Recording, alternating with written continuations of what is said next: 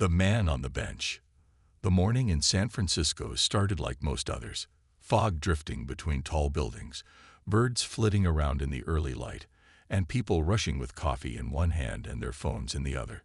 Sundar Pichai sat quietly on a wooden bench in a public park, dressed not in a formal suit but in plain jeans, a hoodie, and sneakers.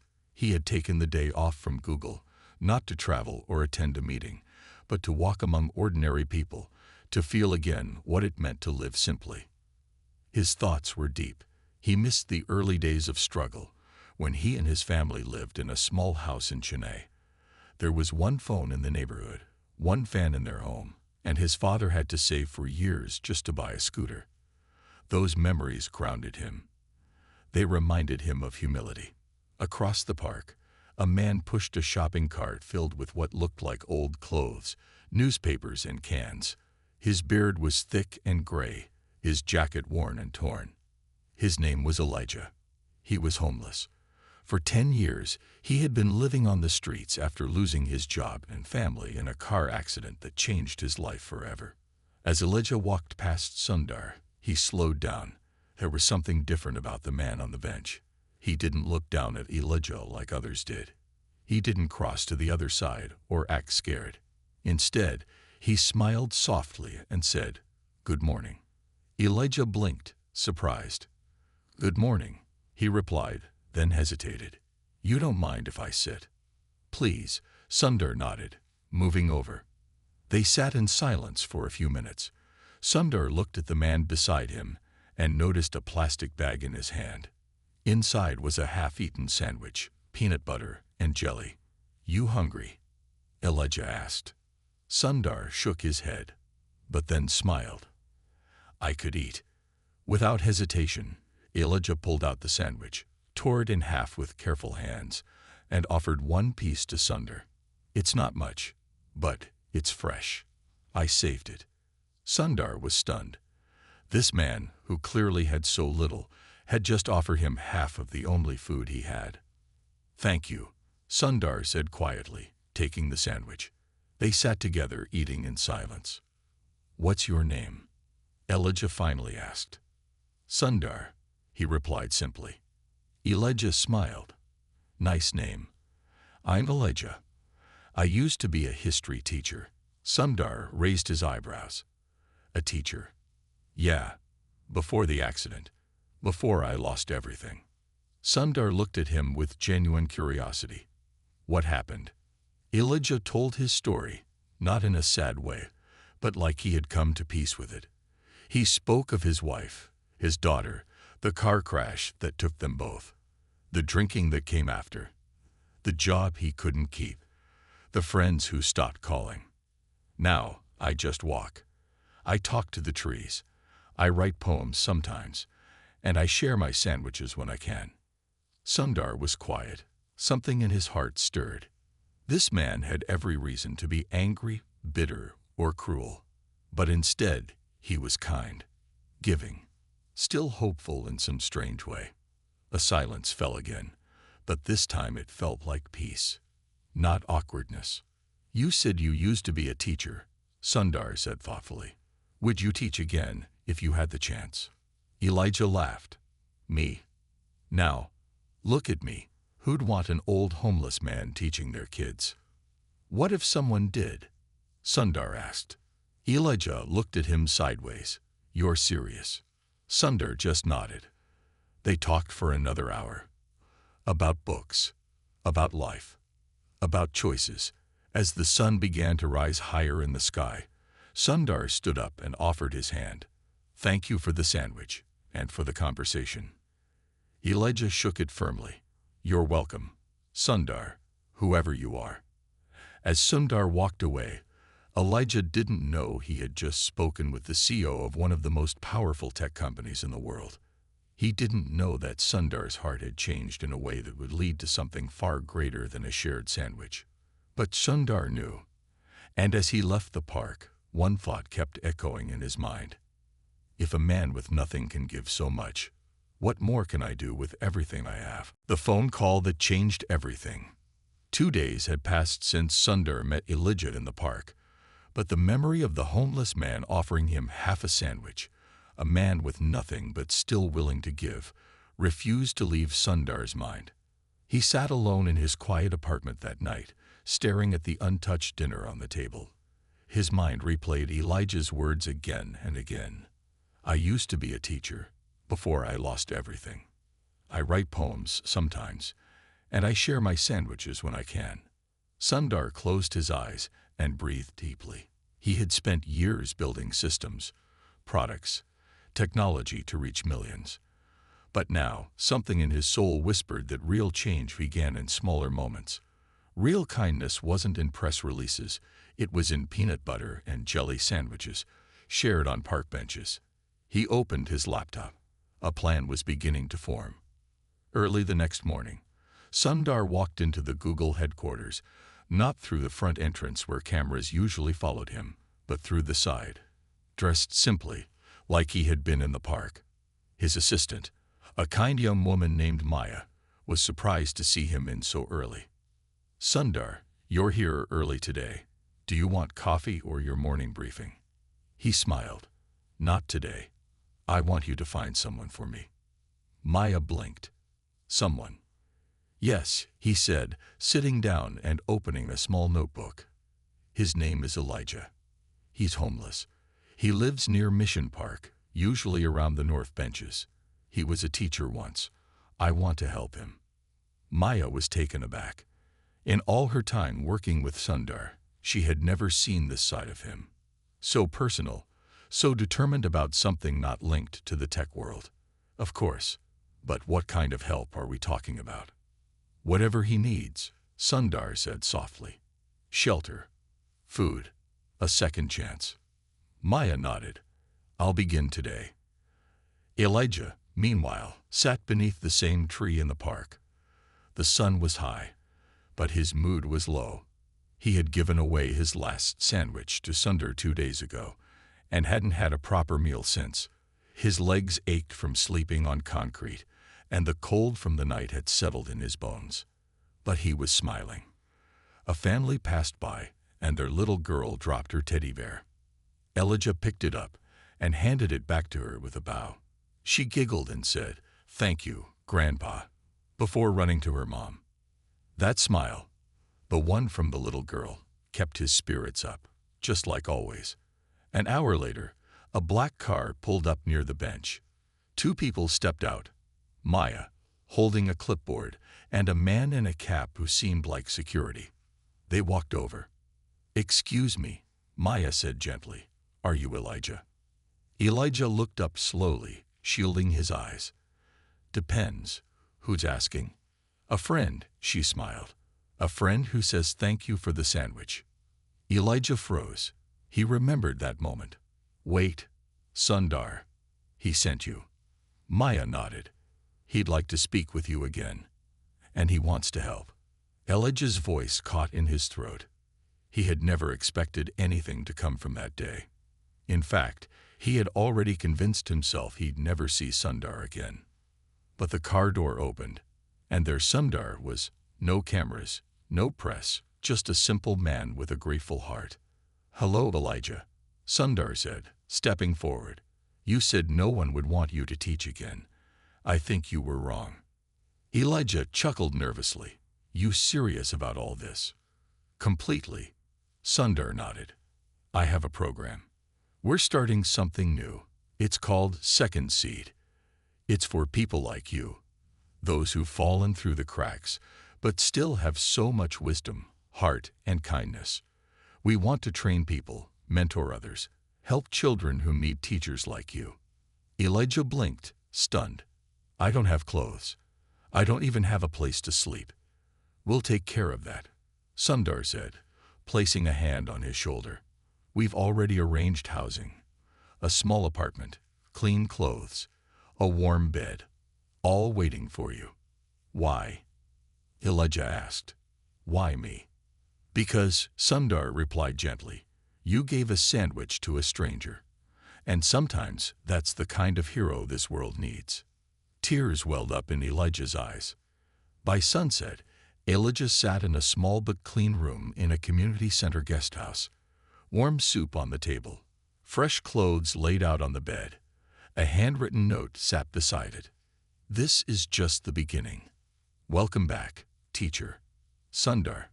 He sat at the table and stared at the soup for a long time before finally picking up the spoon. As he ate slowly, quietly, he whispered to himself, "Maybe I still have something to give." And in a corner of the room, a small poem he had written weeks ago rested inside his old bag. It read, "The world will forget my name, but if I share what little I own, maybe someone will remember the warmth." And someone had. The return of the teacher. The days that followed were strange and beautiful for Elijah. For the first time in nearly a decade, he woke up in a bed.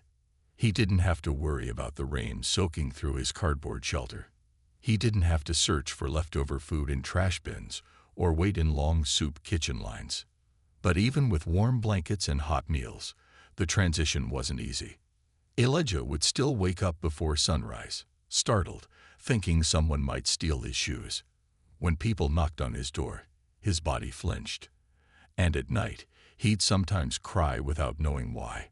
He had been living in survival mode for so long that comfort now felt foreign.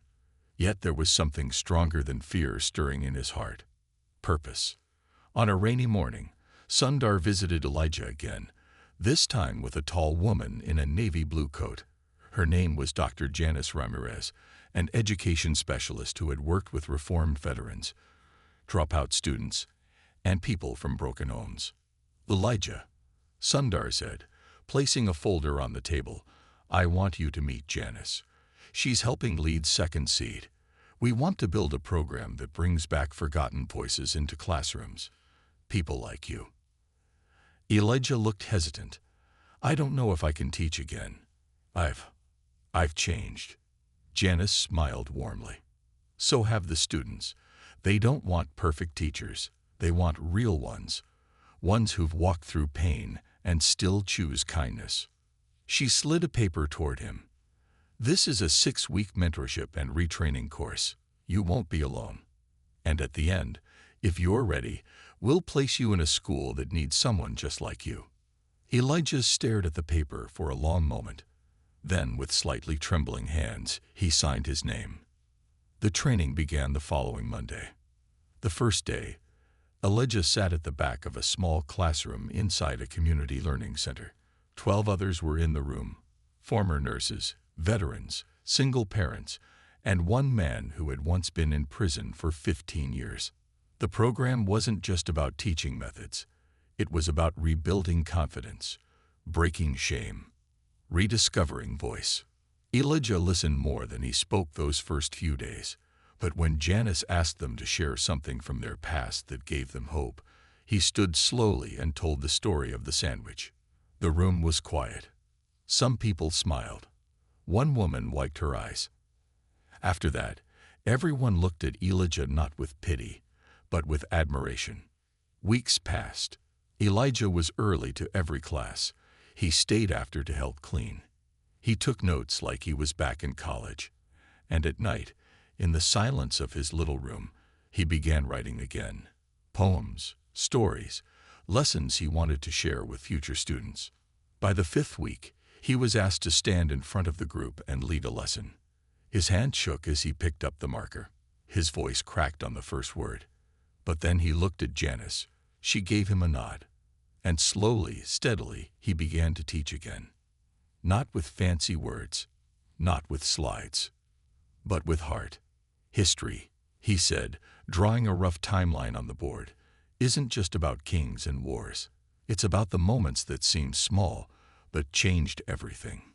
One meal, one conversation, one act of courage." When he finished, everyone stood and clapped. Elijah didn't cry, but something inside him bloomed, like an old lamp being lit again after years in the dark. At the end of the program, Sundar personally came to the graduation ceremony. He didn't come as a CEO that day, but as a friend. He hugged Elijah and handed him a new folder. Inside was a placement offer, part-time teaching at a local shelter school for underprivileged children. "They need someone who understands pain, but teaches joy," Sundar said. and I know no one better. Elijah opened the folder. The school's name was Bright Steps Academy. He smiled, a full smile, the kind that reached all the way to his eyes. "I'll do it," he said quietly. "I want to give them everything I never had." His first day at the school was unforgettable. The students were loud, curious, and full of energy. They came from broken homes, refugee camps, or families struggling with addiction. Many had never had a teacher stay longer than a few months. But when Elijah stepped into the classroom, something was different. He didn't stand above them. He sat with them. He listened to them. He told stories about ancient cities, heroes no one remembered, and women who changed the world with nothing but courage and kindness. He even read one of his poems. "You are not your scars. You are not your losses. You are a page waiting to be written. So pick up the pen." The class clapped. One boy whispered, "Sir, are you magic?" Elijah laughed. "No, son, just someone who remembers what it's like to be lost." And now he was helping others find their way. Echoes of a shared sandwich. The old classroom at Bright Steps Academy didn't look like much. Peeling paint on the walls, mismatched chairs, and a blackboard that creaked when rolled. But to Elijah, it was sacred ground. It was where lost children found their voices, and where he, once a forgotten man, found his reason to live again. Every morning, he arrived before the sun had even risen, and by the time the students shuffled in, half asleep and half curious, he was already setting up books, preparing handwritten notes, and scribbling quotes on the board like, "Your life is not a mistake. It is a lesson the world hasn't finished reading yet." One rainy afternoon, after a history lesson on civil rights leaders, a small girl named Zoe waited behind while her classmates left. She clutched a wrinkled sheet of paper in her hand and looked nervous. "Sir," she whispered, I wrote something. Can I show you?" Elijah smiled warmly. "Of course, Zoe." She handed him the paper. On it was a short poem. "They said I was trouble. A girl not worth time. But your stories made me feel like maybe I can shine." Elijah stared at the paper, his fingers trembling slightly. He looked up, eyes misty. "Zoe, this is beautiful. I wrote it because no teacher ever said I was smart before, but you did. And now I think I want to be a writer." He gently placed a hand over her poem. "You already are one." That evening, as Elijah walked back to his small apartment, umbrella swaying in one hand, he kept the poem in his coat pocket, close to his heart. He thought of Sundar, of that bench in the park, of the sandwich that had started it all. One small act. And now a girl wanted to become a writer. Meanwhile, inside Google headquarters, Sundar sat in a meeting with executives. Charts flashed on the screen. Growth, projections, digital strategy. But his mind was somewhere else. After the meeting, he pulled Maya aside. "How's Elijah doing at the academy?" Maya smiled. "You should read this." She handed him a typed email sent from the school principal. It read, "Dear Mr. Pichai, I wanted to inform you that Elijah has become more than just a teacher at Bright Steps. He's a mentor, a guide, a lighthouse for kids who have never felt seen. Discipline issues have dropped. Attendance has improved.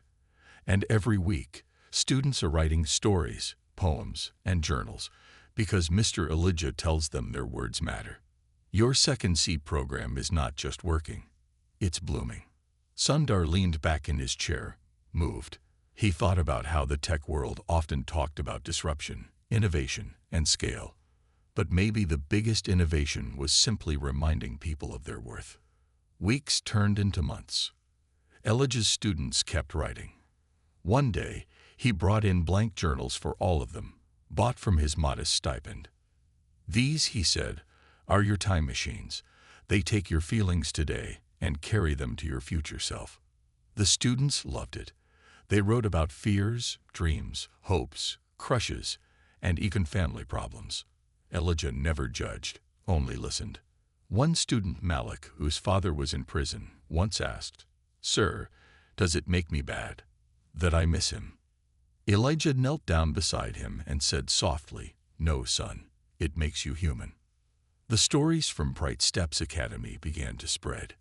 One journalist, curious about the impact of second seed, requested to visit the school. She sat in on Elijah's class, watched him teach with passion, and even stayed during lunch to see how students gravitated toward him like he was a magnet of kindness. Her article, titled "The Teacher Who Once Slept on the Streets Now Teaches Kids to Dream," went viral. Photos of Elijah sitting in a circle of students, reading Zoe's poem aloud, made their way across social media. But still, Elijah remained humble. He told Sundar during one of their quiet coffee meetings, "I'm not trying to be famous. I just want the kids to know they matter. Because for a long time, I didn't." Sundar nodded. "And that's exactly why you're changing lives." Then, one afternoon, something unexpected happened. A large brown envelope arrived at Elijah's door. Inside was a handwritten letter. "Dear Mr. Elijah, you don't know me. My name is Eric Santos. I was in the park the day you shared your sandwich. I sat 3 benches away. I saw everything, and it changed me. I had been planning to end my life that day. But when I saw you, someone with nothing, offer something with such peace and love, I decided to give the world one more chance. I went home. I called my sister. I got help.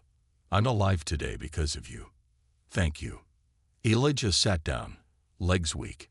His hand covered his mouth as tears fell silently onto the paper.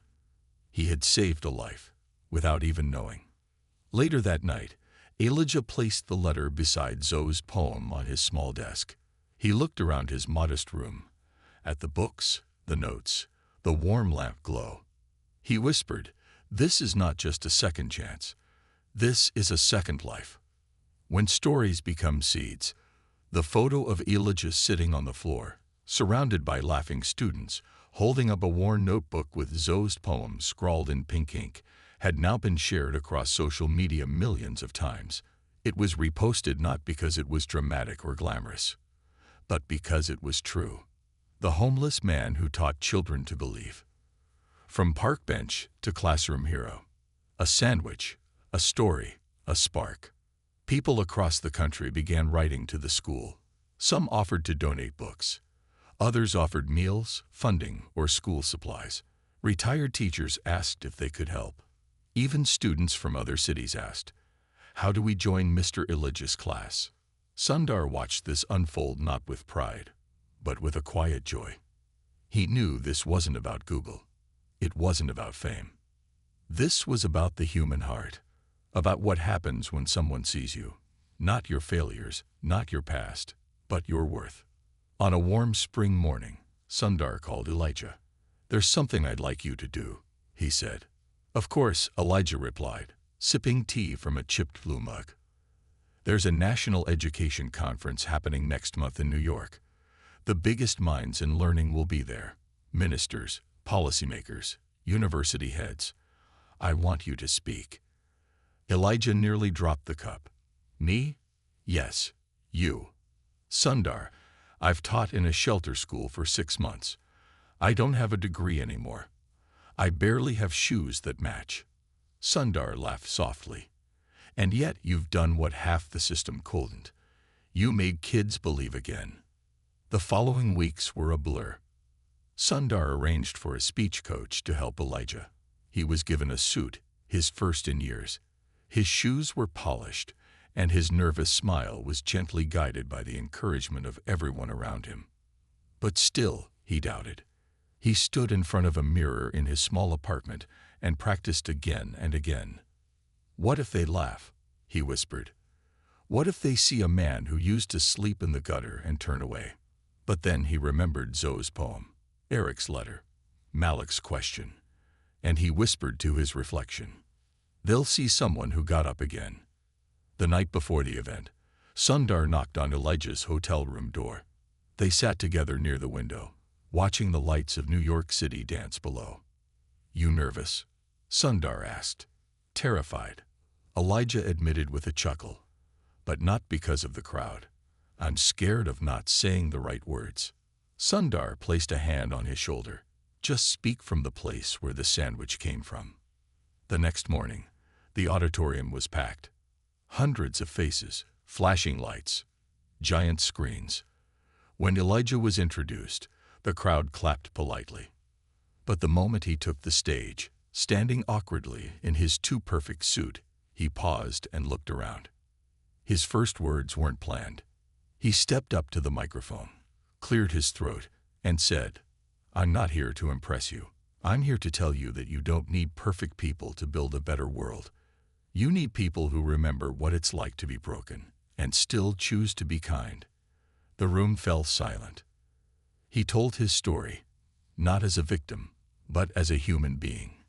He spoke of the accident, of sleeping on benches, of being invisible in a world rushing forward. And then he told them about Sundar, about a stranger who sat beside him, not above him. He didn't offer me a business card or advice. He accepted half a sandwich from a man who had nothing. And in that moment, I felt like a person again. The crowd listened, eyes wide and hearts full. The children I teach now don't need data points. They need someone to kneel beside them and say, "I see you, I believe in you, and you matter." He ended the speech with a poem, written not by him, but by his students. So, "You looked at me and didn't flinch. You sat with me without fear. You didn't try to fix my pain. You just said, 'I'm here.'" When he stepped down from the stage, the audience rose. Standing ovation. Some clapped. Others cried. And a few simply stood in awe, not because a great man had spoken, but because a good one had. After the event, Sundar walked with Elijah through Central Park. "You changed the room," Sundar said quietly. "No," Elijah smiled. "A sandwich did." The next day, Sundar announced the official launch of the Second Seed Initiative, a national program to find and support former teachers, nurses, veterans, and everyday heroes who had been forgotten by the system. With Elijah as the first ambassador, the program wasn't built on resumes. It was built on resilience. It didn't search for perfection. It searched for purpose. That week, Time magazine released a special cover. "The Teacher Who Taught Us All," Elijah's story, and underneath in small letters, "Started with half a sandwich." When the storm came for months after the National Education Conference, Elijah's story continued to inspire. The Second C program grew beyond what Sundar had imagined. Every day, new applications poured in. People from small towns, broken cities, forgotten corners of America, all reaching out with a simple message: "I want to try again." But just as momentum built, something unexpected happened. A crisis. Bright Steps Academy, the very school where Elijah taught, was hit with a sudden funding freeze. The city had been cutting budgets, and the district decided to redirect resources to performance priority schools, code for places that looked good on paper. Bright Steps, with its mismatched chairs, aging walls, and children from shelters, didn't make the cut. It was to be shut down in 30 days. The announcement landed like thunder in the hearts of teachers and students. Children cried, parents panicked, and Elijah, who had just started to believe that hope could last, felt the floor shake beneath him again. "I can't let them lose this," he whispered to himself. "Not after everything." That night, Elijah didn't sleep. He walked the empty classroom, touching desks gently like they were living things. He looked at the poems on the walls, the journals stacked on shelves, the art pinned to the bulletin board. He thought about Zoe, Malik, Tyra, and all the others who came to school not just for lessons, but for life. The next morning, he stood before the principal. "I won't let this school close," Elijah said, not without a fight. "Elijah," the principal sighed, "we've tried. The city won't listen. We don't have the political pull. This place, it's invisible to them." "Then let's make them see," Elijah said quietly. "We'll show them what they're trying to bury." Elijah took action. Fast. He began documenting stories from every student. He asked them, "What does this school mean to you?" The answers were raw and powerful. It's the first place where someone told me I was smart. It's where I feel safe when my mom is working 2 jobs. This school gave me a voice. Mr. Elijah gave me a future. He filmed short clips. He recorded readings of the students' poems. He took photos of the classroom and gathered testimonials from every parent. Then he uploaded the stories to a simple website called Don't Erase Us. Within 48 hours, the site went viral. People were stunned. This wasn't just a school. They saw a family. News outlets picked it up. Blogs wrote articles. Celebrities retweeted the videos. Teachers from other districts sent messages of support. But most of all, the children stood up. One morning, as Elijah arrived at school, he found something beautiful. The students had formed a chain, arm in arm, around the school entrance. They wore handmade signs that read, "We are not numbers. Our voices matter." This school saved my life. Tears welled in his eyes. Sundar, upon seeing the story, didn't hesitate. He flew to the city that weekend. He visited Bright Steps without cameras, without press, just himself. He walked the halls, talked to the students, and watched Elijah lead a poetry session in the garden out back. Afterward, Sundar stood in front of the kids and simply said, "I work with technology, but I've never seen anything more powerful than what's happening right here." The next day, Sundar held a press conference. He announced that Google, through Second Seed Foundation, would provide emergency support to Bright Steps Academy, enough to cover 3 years of operational costs. But he added something more important. This isn't charity. This is investment in the future. If a man who once slept on a bench can change lives with words and love, then we should build 100 schools just like this one. The city reversed its decision. Bright Steps would stay open. And not only that, the city agreed to review its funding models to better support schools in underserved communities. The storm had come, but it didn't wash them away. It revealed their strength. A few days later, Elijah sat once again in his classroom, watching his students work quietly on their journals. Zoe walked up and whispered, "We didn't let them erase us." He smiled. "No, Zoe, and we never will." He turned back to the board and wrote that day's quote, "When a storm tries to silence you, sing louder." But the biggest surprise came a week later. A letter arrived at Elijah's desk, handwritten, no name on the front. Inside, it read, "You don't know me. I was one of the officials who approved the closure of your school. I thought I was making a smart decision based on numbers, but I watched your students. I read their words. I cried. Thank you for reminding me that we are here to serve children, not spreadsheets. I've resigned. I'm going back to teaching." Elijah folded the letter slowly. His hands trembled. The students looked up. "Everything okay, sir?" He nodded and said softly, "We just saved more than a school. The legacy of a sandwich." The year had passed like a dream, one Elijah never thought he'd live to see. From sleeping under bridges to standing on national stages, from being a man with nothing to becoming someone whose name was whispered in classrooms and coffee shops across the country. But despite everything, he had never changed the way he walked through the world. He still wore the same old coat, the one with the stitched pocket and quiet memories.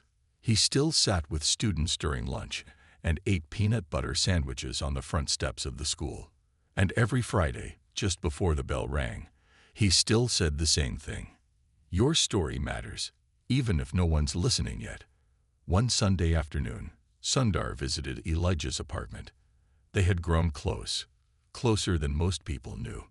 Not just as a CO and a teacher, but as two men who understood something rare. That the most powerful things in the world don't shout. They whisper. Elijah poured tea, and they sat on the small balcony overlooking the city. "So what's next for you?" Sundar asked. Elijah smiled. "I just want to teach, that's all. Maybe one day I'll write a book. Maybe not. But if even one child goes home and thinks, I matter, then that's enough." Sundar nodded. It always was. 2 months later, Sundar received a call. It was early morning, and the voice on the other end was quiet. "Sir, this is Maya. I'm calling about Elijah." Sundar's breath caught. He passed in his sleep last night. Peaceful. They say it was his heart. Silence. The city outside kept moving. Cars passed. People hurried. Birds flew. But Sundar sat still. He didn't cry. Not yet. He simply whispered, "Thank you, Elijah." The news spread gently, like sunrise. Not in bold headlines or breaking alerts, but in quiet tears, soft phone calls, handwritten signs outside Bright Steps Academy. The students were given the day off, but they all came anyway. They gathered in the school garden, candles in hand, journals on their laps. Zoe stood at the front. "Mr. Elijah told us that storms can't silence us, so let's speak." One by one, they read poems. They shared memories. They laughed through tears. And in the corner of the garden, Sundar sat beside a small stone bench. It now held a plaque that read, "In memory of Elijah, a man who taught the world how to listen." But Elijah's story didn't end there. Sundar made sure of it. Within weeks, he announced the launch of the Elijah Initiative, a global branch of Second Seed, focused entirely on finding forgotten educators, artists, healers, and giving them one more chance to shine. Schools around the world began adding a new lesson to their curriculum. The story of the man with a sandwich. His poem was printed on bookmarks, his quote painted on walls, and his name, once unknown, became a symbol for something the world had been missing. Gentleness with strength, love without condition, hope without noise. Years passed, technology advanced, buildings rose. But in a quiet classroom in a small city, a new teacher walked in, opened her journal, and said to her students, "Before we begin, I want to tell you about the man who taught me how to believe, even when I had nothing." It was Zoe, now grown, now guiding others, just like Elijah once guided her. She placed an old poem on her desk and smiled. And far away, in another park, a man in a gray hoodie sat on a bench eating lunch. He saw someone cold and hungry nearby. He didn't hesitate. He tore his sandwich in half and said, "Would you like to share?" Because kindness, once planted, never truly dies. It just keeps growing. One hand, one heart, one sandwich at a time.